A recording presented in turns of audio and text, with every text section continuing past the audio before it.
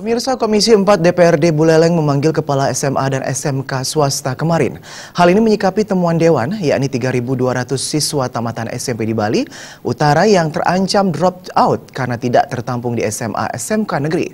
Sementara pilihan sekolah swasta dinilai memberatkan orang tua siswa karena biaya sekolah yang terlalu mahal.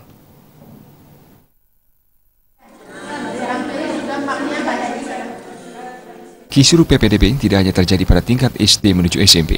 Tingkat SMP menuju SMA SMK juga menuai masalah yang sama, yakni tidak tertampungnya ribuan murid di sekolah negeri yang ada di Buleleng.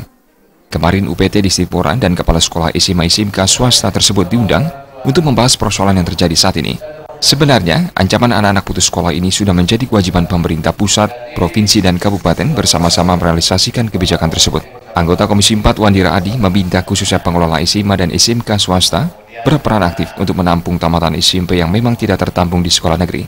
Sementara terkait anggapan biaya sekolah swasta mahal, hal ini bisa dikomunikasikan antara pengelola sekolah. Hal ini bisa dikomunikasikan antara pengelola sekolah, komite, dan orang tua siswa.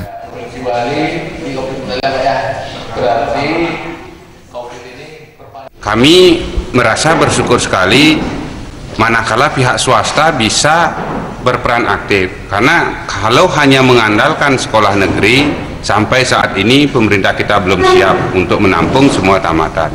Untuk itu secara implisit tadi ditegaskan, pemerintah sudah semestinya turut campur untuk membantu keberadaan sekolah-sekolah swasta ini, baik dari sisi SDM-nya, artinya pengembangan SDM di sekolah itu, maupun sarana prasarana. Sementara itu, Kepala UPT Dinas Pendidikan Bali, Made Suwarjo, menyatakan tidak ada kekisruhan dalam proses penerimaan siswa baru di Buleleng. Menurutnya, hal yang terjadi adalah pemaksaan kehendak dari orang tua siswa agar anak-anak mereka bisa diterima di sekolah negeri. Sudah digarisbawahi, sebetulnya kita di UPT Buleleng itu tidak ada istilah kisruh PPDB, tidak ada, itu yang perlu digarisbawahi. Yang ada hanya pemaksaan kehendak. Itu sebetulnya yang sangat-sangat membuat suasana ini tidak nyaman.